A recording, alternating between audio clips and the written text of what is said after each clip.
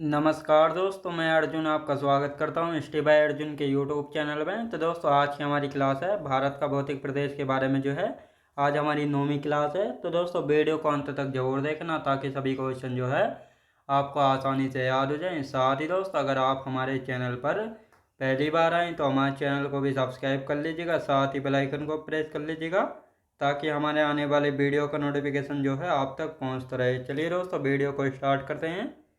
तो आज की क्लास में हम जानेंगे भारत के प्रमुख दर्रे एवं ग्लेशियर यानी हिमनद के बारे में जानेंगे। तो दर्रे यानी पास की यदि बात की जाए तो इनको हमने कल की क्लास में स्टार्ट किया था, जिसमें से हमने काराकोरम श्रेणी में, लद्दाख में, जम्मू कश्मीर में, हिमाचल में कौन कौन से दर्रे थे इनके बारे में हमने कल की क्लास में पढ़ लिया था। और बाकी के जो आगे के बचे हैं उनको हम आज की क्लास में पढ़ेंगे और साथ ही ग्लेशियर को भी स्टार्ट करेंगे। तो 2 मिनट जो है कल की क्लास का हम रिविज़न करेंगे। सबसे पहले दर्रा यानी पास होता क्या है। तो दोस्तों, दर्रा यानी पास है पहाड़ों को काटकर बनाए जाने वाले मार्ग यानी सड़कों को दर्रा यानी पास जो है कहा जाता है, जिनसे एक स्थान से दूसरे स्थान पर आसानी से आ जा सकें। तो ये आपको अच्छे से पता होना चाहिए। और साथ ही हमने बात की थी लद्दाख में कौन कौन से दर्रे हैं, जैसा काराकोरम दर्रा है। कौन सा दर्रा दोस्तों? काराकोरम है, खारदुंगला है, अगिल दर्रा है। ये सारे कहाँ पे? बुर्जिल दर्रा ये पढ़ते हैं सारा कहाँ पे? लद्दाख में पढ़ते हैं। फिर जम्मू कश्मीर में हमने बात की थी पीर पंजाल दर्रा है, बनिहाल दर्रा है, और कौन सा था दोस्तों? बनिहाल दर्रा।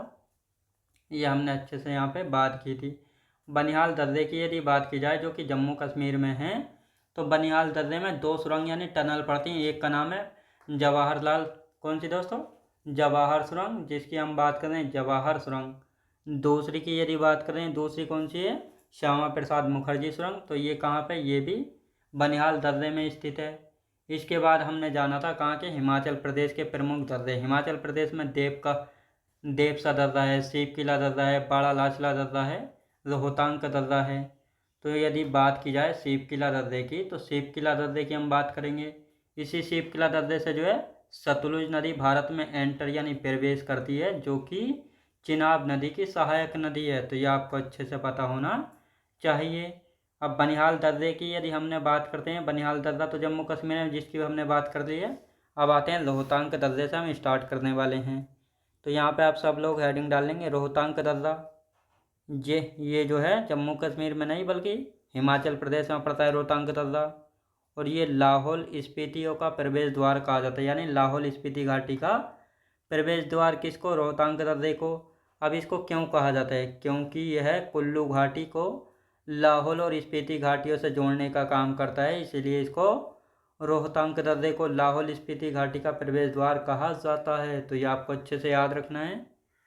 अब यहाँ पे हम बात करेंगे मनाली को लाहौल स्पीति घाटी से जोड़ने वाली सुरंग यानी टनल कौन सी है। तो अटल रोड सुरंग जो है ये मनाली को लाहौल स्पीति घाटी से जोड़ने वाली सुरंग है, जिसकी लंबाई है कितनी? 9.02 किलोमीटर लॉन्ग, यानी इतनी लंबी सुरंग है।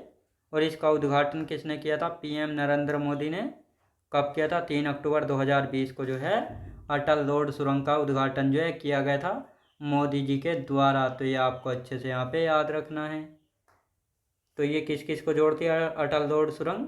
मनाली को जो है लाहौल स्पीति घाटियों से जोड़ने वाली सुरंग है। तो ये आपको अच्छे से याद रखना है। तो ये था रोहतांग दर्रे के बारे में एक्स्ट्रा पॉइंट जो आपको अच्छे से समझ आ गए होंगे। अब उत्तराखंड के देख लेते हैं। उत्तराखंड में कौन कौन से दर्रे हैं। जैसे थागा पास है, पास का मतलब ही दोस्तों दर्रा ही है, तो ये आपको अच्छे से याद रहा। माना पास, नीति पास, लिपुलेख पास, किंगरी बिंगरी पास, मोलिंगला पास, मंगशाधुरा पास। तो ये सारे कहाँ पे? ये उत्तराखंड में पड़ते हैं सारे दर्रे। तो ये आपको अच्छे से पता होना चाहिए। अब यहाँ पे हम बात करेंगे, ये क्वेश्चन पूछा गया किंगरी बिंगरी क्या है? दर्रा है, आप सभी को पता है कहाँ पे? उत्तराखंड में है। यहाँ पर पूछा गया था किंगरी बिंगरी क्या है? पर्वत है, पहाड़ है, पहाड़ी है या दर्रा है? तो आपको पता होना चाहिए जो किंगरी बिंगरी है ये दर्रा यानी पास है, जो कि उत्तराखंड राज्य में है। अब माना दर्रे की हम बात करेंगे तो उत्तराखंड में एक माना गांव पड़ता है जो कि इसको तिब्बत से जोड़ने का काम करता है। तो माना दर्रा जो है माना गांव को तिब्बत से जोड़ने का काम करता है। तो ये आपको अच्छे से याद रखना है। साथ ही जो प्रसिद्ध कैलाश मानसरोवर यात्रा के लिए जो है लेपुलेख दर्रे का प्रयोग किया जाता है। किसका दोस्तों? लेपुलेख दर्रे का। यानी जो कैलाश मानसरोवर की प्रसिद्ध यात्रा है इसके लिए किस दर्रे से जाते हैं? तो इसके लिए जो है लिपुलेख दर्रे से जाते हैं। और ये लिपुलेख दर्रा कहाँ पे है? उत्तराखंड में है। कैलाश पर्वत कहाँ पे है? तिब्बत में है। याद रखें दोस्तों, तिब्बत चीन में है। तो ये आपको अच्छे से पता होना चाहिए। अब यहाँ पे हम बात करेंगे सिक्किम के दर्रे, यानी सिक्किम में भी 2 दर्रे हैं, नाथुला दर्रा और जेलेपला दर्रा। जेलेपला दर्रा जो है सिक्किम को भूटान से जोड़ता है, यानी सिक्किम को जो है भूटान से कनेक्ट करने का काम करता है जेलेपला दर्रा। और एक नाथुला दर्रा, ये दोनों कहाँ पे है? सिक्किम में है। तो ये आपको अच्छे से याद रखना है। अब यहाँ पे हम बात करते हैं अरुणाचल प्रदेश की भी बात कर लेते हैं। अरुणाचल प्रदेश के दर्रे, तो अरुणाचल प्रदेश के दर्रों की यदि हम बात करेंगे तो सैला दर्रा है यहाँ पे, बोमडीला दर्रा जिसको बुमला दर्रा के नाम से भी जाना जाता है, साथ ही पांगशाट दर्रा है। और इसका काम है अरुणाचल प्रदेश को, याद रखें दोस्तों। तो इसकी यदि बात की जाए, अरुणाचल प्रदेश को म्यांमार से जोड़ता है, याद रखें दोस्तों। अब यहाँ पे हम बात करेंगे यांगयाप दर्रा, याद रखें दोस्तों। यांगयाप दर्रे की यदि बात करेंगे तो यांगयाप दर्रा जो है कहाँ पे स्थित है? तो यहाँ पे हम बात करते हैं यांगयाप दर्रा। तो यांगयाप दर्रे के बारे में क्या खास है, ये भी आपको यहाँ पे पता होना चाहिए। जो ये यांगयाप दर्रा है, ये है अरुणाचल प्रदेश में। और जो ब्रह्मपुत्र नदी जो है तिब्बत के चेमायुंगडुंग ग्लेशियर से निकलती है, जब ये भारत में एंटर करती है यानी भारत में प्रवेश करती है तो भारत के अरुणाचल प्रदेश में आती है। तो किस दर्रे से होती हुई आती है? तो ये आपको पता होना चाहिए किस दर्रे से होती हुई आती है। तो ये आती है दोस्तों यांगयाप दर्रे से होती हुई भारत में प्रवेश करती है। और ये दोस्तों यहाँ पे हम बात करते हैं, ये दीफू दर्रा है, याद रखें दोस्तों। यानी जो अरुणाचल प्रदेश में म्यांमार को जोड़ने का काम करता है दीफू दर्रा जो है करता है, याद रखें दोस्तों। कौन सा? दीफू दर्रा करता है। अब यहाँ पे हम बात करेंगे मणिपुर की। मणिपुर की यदि बात करेंगे तो मणिपुर में है तूजू दर्रा। तूजू दर्रे की यदि बात करेंगे दोस्तों, तूजू दर्रे की, तो यह है मणिपुर को म्यांमार से जोड़ता है।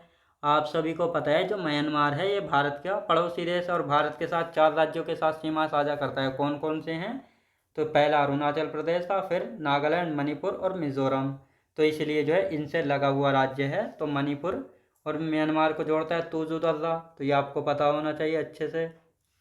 साथ ही एक दर्रा है जो कि भारत, चाइना और म्यांमार इन तीनों के त्रिजंक्शन पर स्थित दर्रा कौन सा है? तो दीफू दर्रा जो है इन तीनों देशों के त्रिजंक्शन पर स्थित दर्रा है। ये एग्जाम में पूछा गया क्वेश्चन है, इसको अच्छे से याद कर लेंगे। यानी भारत, चीन में म्यांमार के त्रिजंक्शन पर स्थित दर्रा कौन सा है? दीफू दर्रा है। अब राजस्थान के भी देख लेते हैं। जैसे राजस्थान में पीपली घाट दर्रा है, गोरन घाट दर्रा, यानी पीपली घाट दर्रा, गोरन घाट दर्रा कहाँ पे? ये राजस्थान में है दोनों।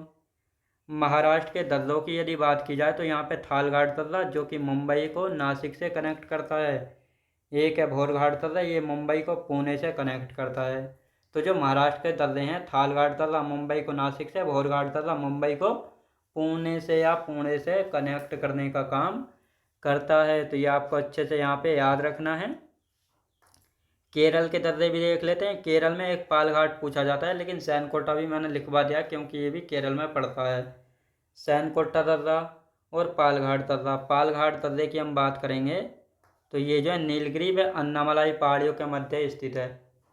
तो यदि दोस्तों हम बात करते हैं जो ये पालघाट दर्रा है, ये जो है नीलगिरी व अन्नामलाई पहाड़ियों के मध्य स्थित है। तो ये आपको अच्छे से यहाँ पे याद रखना है। तो ये थे हमारे भारत के दर्रे जो कि हो चुके हैं कंप्लीट। ये हमारा टॉपिक हो गया है दोस्तों कंप्लीट। अब हम आज का अपना नया टॉपिक शुरू करने वाले हैं, ग्लेशियर यानी हिमनद। तो भारत के प्रमुख ग्लेशियर यानी हिमनद, तो दोस्तों ग्लेशियर को हिंदी में हिमनद जो है कहा जाता है।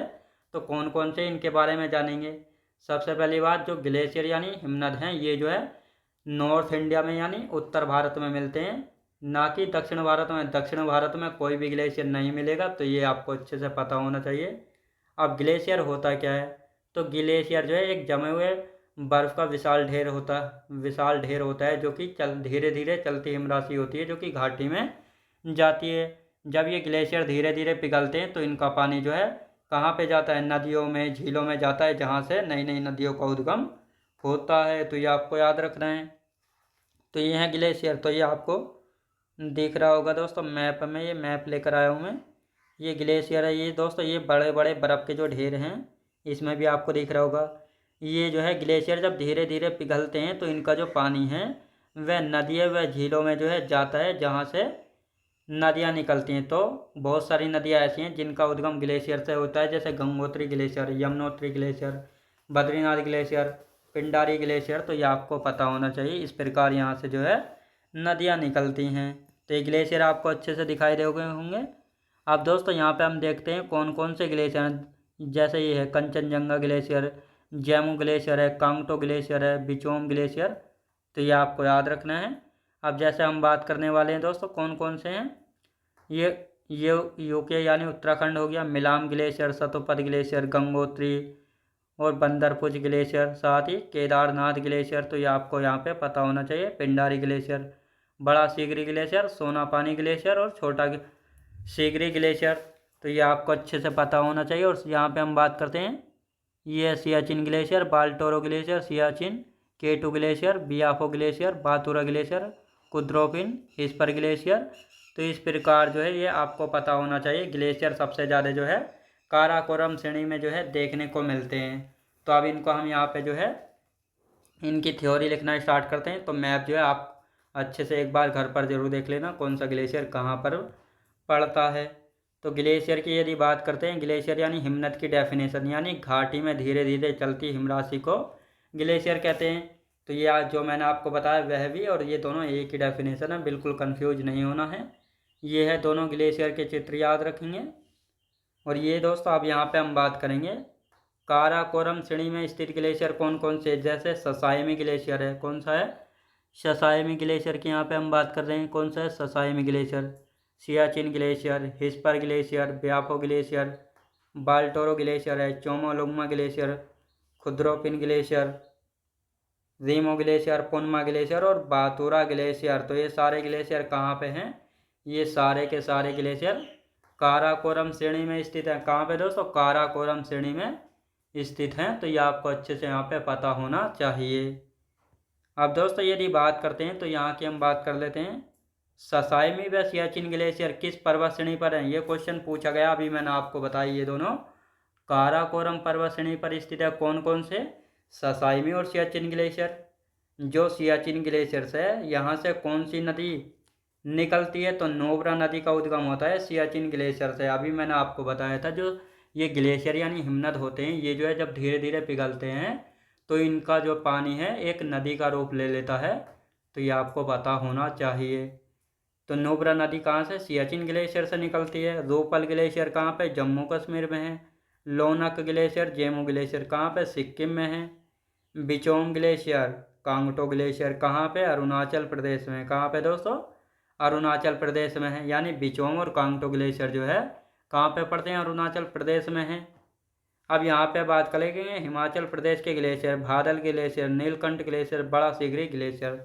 तो जो भादल ग्लेशियर है ये कहाँ पे, हिमाचल प्रदेश में नीलकंठ ग्लेशियर, हिमाचल प्रदेश में बड़ा सीगरी ग्लेशियर, जो कि हिमाचल प्रदेश का सबसे बड़ा ग्लेशियर है। तो ये आपको अच्छे से यहाँ पे पता होना चाहिए।